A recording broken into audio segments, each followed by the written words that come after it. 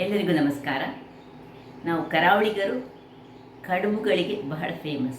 ಥರದ ಕಡುಬುಗಳನ್ನು ನಾವು ಮಾಡ್ತೇವೆ. ನಾವು ತುಳುವಲ್ಲಿ ಇದಕ್ಕೆ ಗಟ್ಟಿ ಅಂತ ಕರಿತೇವೆ.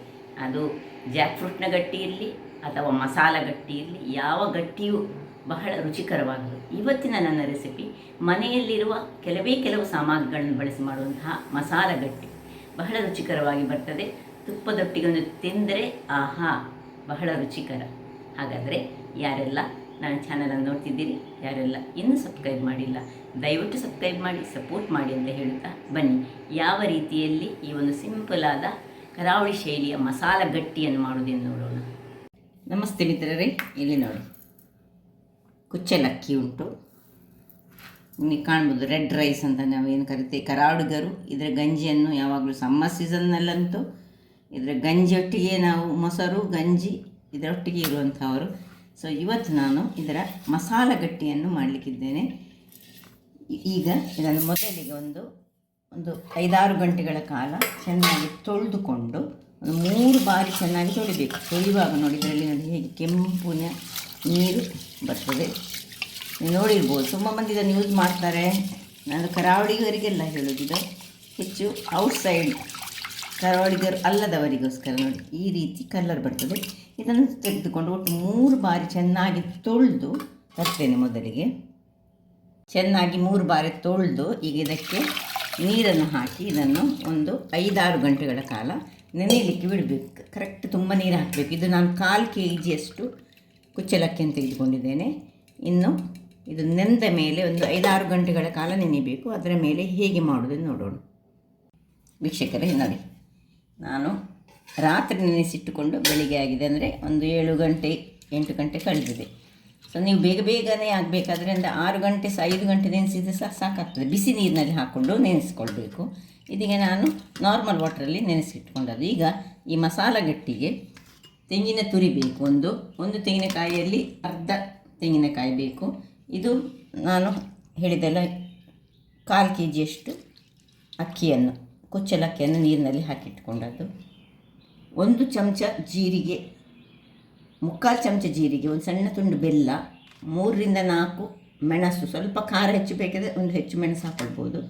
1/2 ಚಮಚದಷ್ಟು ಕೊತ್ತಂಬರಿ ಬೀಜ ಮತ್ತು ಸಣ್ಣ ತುಂಡು ಹುಳಿ. ಈಗ ಮೊದಲಿಗೆ ಏನು ಮಾಡೋದು ಹೇಳಿದರೆ, ಈ ಹಸಿಯಾದ ಇದನ್ನೇ ಮಿಕ್ಸಿಯಲ್ಲಿ ಸಹ ಹಾಕ್ಕೊಳ್ಬೋದು ಅಥವಾ ಈ ಗ್ರೈಂಡ್ರಲ್ಲಿ ಸಹ ಹಾಕ್ಕೊಳ್ಬೋದು. ನೋಡಿ, ಹುಳಿ, ಜೀರ, ಬೆಲ್ಲ ಸಣ್ಣ ತುಂಡು, ಇಷ್ಟನ್ನು ಗ್ರೈಂಡ್ರಲ್ಲಿ ಹಾಕ್ಕೊಂಡು ನಾವು ಗ್ರೈಂಡರ್ ಆನ್ ಮಾಡ್ಕೊಳ್ಳೋಣ. ಅದಕ್ಕೆ ಸ್ವಲ್ಪ ನೀರನ್ನು ಹಾಕ್ಕೊಳ್ತಿದ್ದೇನೆ.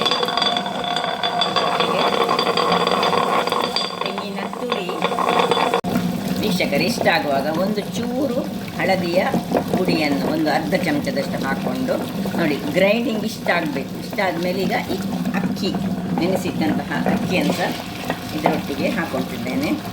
ಸೊ ತುರಿಗೆ ಸ್ವಲ್ಪ ಯಾವ ಮಸಾಲೆ ಎಲ್ಲ ಉಂಟು ಅದು, ಬೆಲ್ಲ, ಹುಳಿ ಮತ್ತು ಉಪ್ಪು ಇಷ್ಟನ್ನು ಹಾಕ್ಕೊಳ್ಳಬೇಕು. ಈಗ ಉಪ್ಪನ್ನು ಹಾಕ್ಕೊಳ್ತೇನೆ ನಾನು ಇದಕ್ಕೆ. ಸೊ ಎಲ್ಲವನ್ನು ಹಾಕ್ಕೊಂಡು ಒಂದು ತುಂಬ ನೈಸ್ ಪೇಸ್ಟ್ ಬೇಡ, ತುಂಬ ಕೋಸ್ಟ್ಲಿ ಸಹ ಬೇಡ. ನಾನು ತೋರಿಸ್ತೇನೆ ಎಷ್ಟು ಯಾವ ರೀತಿಯಲ್ಲಿ ಬ್ಯಾಟ್ರ್ ಬರಬೇಕಲ್ಲ. ಈಗ ಉಪ್ಪನ್ನು ಹಾಕ್ಕೊಳ್ಳೋಣ, ಸ್ವಲ್ಪ ರುಚಿಗೆ ತಕ್ಕಷ್ಟು ಉಪ್ಪು ಮತ್ತು ಸ್ವಲ್ಪ ನೀರು ಹಾಕ್ಕೊಂಡು ಒಳ್ಳೆ ಗ್ರೈಂಡ್ ಮಾಡ್ಕೊಳ್ಳೋಣ. ವೀಕ್ಷಕರೇ ನೋಡಿ, ಇಷ್ಟು ಗ್ರೈಂಡ್ ಆದರೆ ಸಾಕು. ಈಗ ಇದನ್ನು ಆಫ್ ಮಾಡ್ಕೊಳ್ಳೋಣ. ಆಫ್ ಮಾಡಿಕೊಂಡು ಒಂದು ಪಾತ್ರೆಗೆ ಶಿಫ್ಟ್ ಮಾಡ್ಕೊಳ್ಳೋಣ. ನೋಡಿ, ಎಲ್ಲ ಈ ರೀತಿಯಾಗಿ ಬಂತು. ಸೊ ಎಲ್ಲ ತೆಗೆದುಕೊಳ್ತೇನೆ. ಇನ್ನು ನಮಗೆ ಇಲ್ಲಿ ಎಲೆ ಬೇಕು, ಇಲ್ಲಿ ಬಾಳೆಯ ಎಲೆ ಬೇಕು. ವೀಕ್ಷಕರೇ ನೋಡಿ, ಎಲ್ಲ ತೆಗೆದುಕೊಂಡೆ.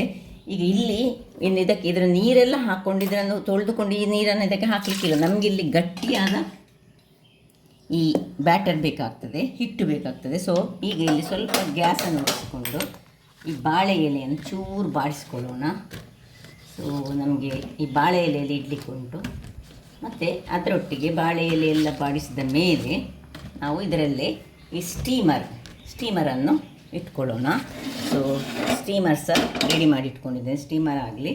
ಈಗ ಈಗ ಬಾಳೆ ಎಲೆ, ಬಾಡಿಸಿದಂತಹ ಬಾಳೆ ಎಲೆಗೆ ಸ್ವಲ್ಪ ಇದನ್ನು ಹರಡಿಕೊಂಡು ಹೀಗೆ ಇದನ್ನು ಹೀಗೆ ಸ್ವಲ್ಪ ಕಡಿಮೆ ಸಹ ಹಾಕ್ಕೊಳ್ಬೋದು ಬೇಕಿದ್ದರೆ. ನಿಮಗೆ ಬೇಕಿದ್ದಾಗ ಗಟ್ಟಿಯ ರೂಪದಲ್ಲಿ ನಾವೀಗ ಇದನ್ನು ನೋಡಿ ಹೀಗೆ ಫೋಲ್ಡ್ ಮಾಡಿಕೊಳ್ಬೇಕು. ಸ್ವಲ್ಪ ಎಲೆ ದೊಡ್ಡದಿದ್ದರೆ ಸಾಕ್ತದೆ. ನಾವು ಹೇಗೆ ಬೇರೆ ಎಲೆಯಲ್ಲೆಲ್ಲ ಮಾಡ್ತೇವೆ ಅದೇ ರೀತಿಯಲ್ಲಿ ಫೋಲ್ಡ್ ಮಾಡಿಕೊಂಡು ಇದರೊಳಗೆ ಇಟ್ಕೊಳ್ಳೋದು. ಒಂದೊಂದಾಗಿ ಹೀಗೆ ಇದರ ಈ ಸೈಡ್ಸನ್ನು ಸ್ವಲ್ಪ ಕಟ್ ಮಾಡ್ಕೊಳ್ಬೇಕು, ಇಲ್ಲದಿದ್ದರೆ ಬೆಂಡ್ ಮಾಡಲಿಕ್ಕೆ ಆಗೋದಿಲ್ಲ. ಸೊ ಬಾಳೆ ಎಲೆ ಸಹ ಬಾಡಿಸಿಕೊಳ್ಳುವ ಮೊದಲೇ ಇದನ್ನು ಚೆನ್ನಾಗಿ ಕಟ್ ಮಾಡಿಕೊಳ್ಬೇಕು, ಇಲ್ಲದಿದ್ದರೆ ಹೀಗೆ ಬೆಂಡ್ ಮಾಡಲಿಕ್ಕೆ ಸ್ವಲ್ಪ ಕಷ್ಟ ಆಗ್ತದೆ. ಸೊ ಇದೇ ರೀತಿ ಎಲ್ಲವನ್ನು ಸಹ ನೋಡಿ ಸ್ವಲ್ಪ ಸ್ವಲ್ಪ ಹಾಕ್ಕೊಂಡು ಇದನ್ನು ಮುಚ್ಚಿ ಹೀಗೆ ಫೋಲ್ಡ್ ಮಾಡಿಕೊಂಡು ಇದರೊಳಗೆ ಎಲ್ಲವನ್ನು ಇಟ್ಕೊಳ್ತೇನೆ. ಇದು ಆಲ್ರೆಡಿ ನೀರು ಸಹ ಬಿಸಿಯಾಗಿದೆ. ವೀಕ್ಷಕರೇ ನೋಡಿ, ಎಲ್ಲವನ್ನು ಈ ರೀತಿ ಮಡಿಚಿಕೊಂಡು ಇಟ್ಟು ಇನ್ನು 20 ನಿಮಿಷ ಬೇಯಬೇಕಿದೆ. 20 ನಿಮಿಷ. ಸೊ 20 ನಿಮಿಷಗಳ ನಂತರ ಹೇಗಾಗ್ತದೆ ನೋಡೋಣ.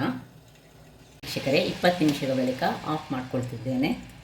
ನೋಡುವ, ಖಂಡಿತ ಬೆಂದಿರ್ತದೆ. 20 ನಿಮಿಷ ಸಾಕಾಗ್ತದೆ. ಸೊ ನೋಡಿ ಏನು ಚೆನ್ನಾಗಿ ಬಂದಿದೆ ಹೇಳಿದರೆ, ರುಚಿ ಸಹ ಅಷ್ಟೇ ಚೆನ್ನಾಗಿರ್ತದೆ. ಸೊ ಈಗ ಒಂದೊಂದಾಗಿ ತೆಗೆದುಕೊಂಡು ಓಪನ್ ಮಾಡ್ಕೊಳ್ಳೋಣ. ನೋಡಿ, ಒಂದೊಂದಾಗಿ ಎರಡು ಒಟ್ಟಿಗೆ ಬರ್ತಾ ಉಂಟು. ಕೈಯಲ್ಲಿ ತೆಗೆದುಕೊಳ್ಳೋಣ.